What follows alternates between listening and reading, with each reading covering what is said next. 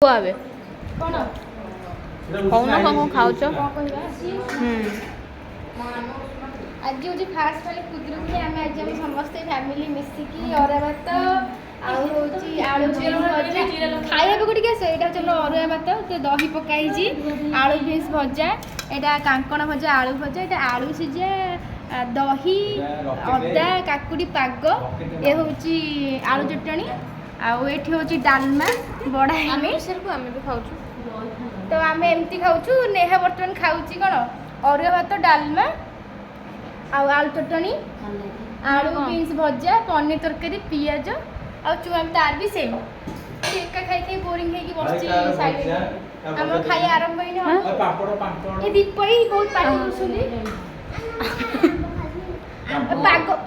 ପାଗଟା ଦେଖେଇଟା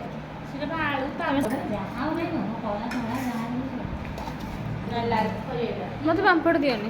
ଖାଇବୁନି ସ୍କୁଲରେ ପାମ୍ପଡ଼ ଖାଇ ଖାଇ ପାଗଳ ହେଇଗଲା। ଟିକେ ଜିରା ଲଙ୍କା ଗୋଟେ ଦେଲ।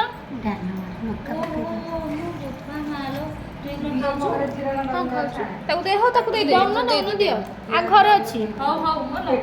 ଆରେ ଦେଇଦେ। ଜିରା ଲଙ୍କା ଜିରା ଲଙ୍କା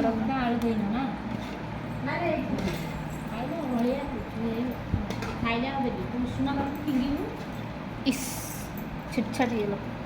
ଓ ଏଇଟା ପକାନି ବେ କଷରା ଜହର ହେଇଯିବ ରେ।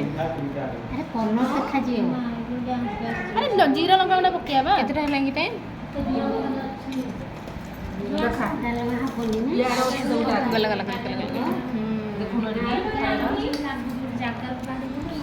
ସ୍ପେଶାଲ ପାଗର ଜିନିଷଟା ଜିରା ଲଙ୍କା ଗୁଣ୍ଡା। ମୁଁ ବି ଏଠି ପାଗ କରୁଛି। ତମାନେ ପୁରା କଂସାରେ, ଆମେ ପୁରା କୋଉ ପତ୍ର? କଲି ପତ୍ର। ହଁ। ଅରୁଆର ଗୋଟେ ସ୍ପେଶାଲ ପାଗ। ବଡ଼ା ମା ରିଭ୍ୟୁ ଦେବେ। ଖାଇଲା ପରେ ତାପରେ ଜାଣିବେ ଏହାର ମଜା କେମିତିଆ।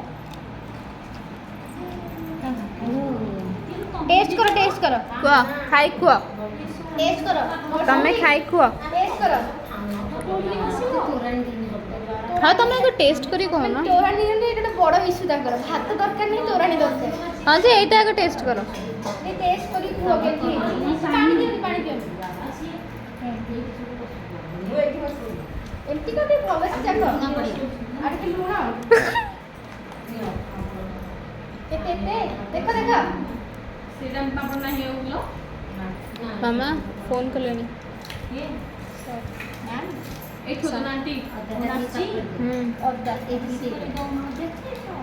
ଅଦା ବି ପକା ହେଇଛି। ଦେଖ ହଁ ହଁ ମଝି ଘର ମୋ ମଝି ଘର ଟେବୁଲ ଉପରେ। ଏବେ କୁହ।